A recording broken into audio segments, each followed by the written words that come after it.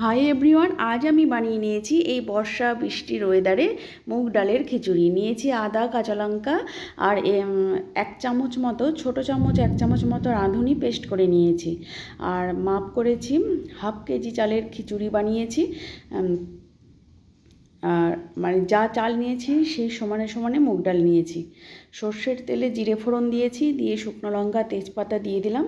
দিয়ে যখন শুকনো লঙ্কা তেজপাতা দিয়েছি আর কি, শুকনো লঙ্কার গন্ধ যখন বেরোবে ঠিক সেই সময়ই আমি যে মশলাটা বেটে রেখেছি, আদা, কাঁচা লঙ্কা আর হলো একটুখানি রাঁধুনি, সেইটা দিলাম মশলাটা। আর এর মধ্যে দিয়ে দিয়েছি নুন, হলুদের গুঁড়ো, শুকনো লঙ্কার গুঁড়ো আর জিরে গুঁড়োও দিয়ে দিয়েছি। দিয়ে এর মধ্যে একটুখানি জল দিয়ে সুন্দর করে মশলাটা কষিয়ে নিলাম।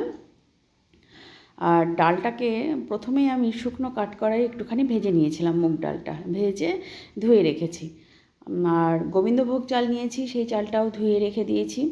দিয়ে এবার প্রথমে চালটা দেব, চাল সমেত একটুখানি ভেজে নিয়েই আমি ডালটা দিয়ে দেব।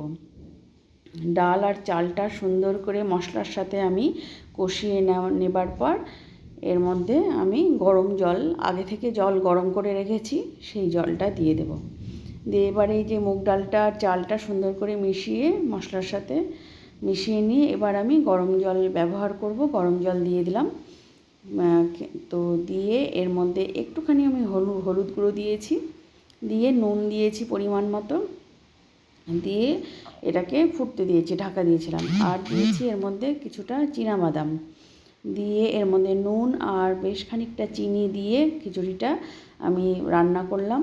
করে নিয়ে যখন চাল ডাল সবই সেদ্ধ প্রায় হয়ে গেছে, সেই সময় আমি গরম মশলার গুঁড়ো দিয়েছি আর একটুখানি ঘি দিয়ে মানে নেড়ে চেড়ে আমি নামিয়ে নিয়েছি। এই ছিল আজকের লাঞ্চ মেনু, মুগ ডালের খিচুড়ি। আর এই বর্ষা বৃষ্টির ওয়েদারে আর নিরামিষ দিনে একদম মুগ ডালের খিচুড়ি গোবিন্দভোগ চাল দিয়ে একদম প্রসাদের ফ্লেভার নিয়ে চলে আসে। প্রসাদই, তাতে ভগবানের একটা আলাদাই মাহাত্ম্য রয়েছে। তো আমি প্রসাদের মানে ভোগের খিচুড়ি যেভাবে তৈরি করা হয় সেই প্রসেস মেনে করেছি, খেতেও হয়েছে খুব সুন্দর। কিন্তু প্রসাদ, সে তো প্রসাদই, তার কথা আর কি বলবো। এইবার এটা বেড়ে নেওয়ার পালা। গরম গরম খিচুড়ি মুগ ডালের, নিয়েছি সাথে লাবড়া আর নিয়েছি পাঁপড় ভাজা। এই ছিল লাঞ্চ মেনু। অসাধারণ কম্বিনেশান এবং অসাধারণ টেস্টের সঙ্গে একটুখানি পায়েস আর চাটনি হলেও জমে যেত, কিন্তু সেটা তো আর করা হয়নি, হঠাৎ করেই এই প্ল্যান। এই ছিল আজকের রেসিপি। বাই।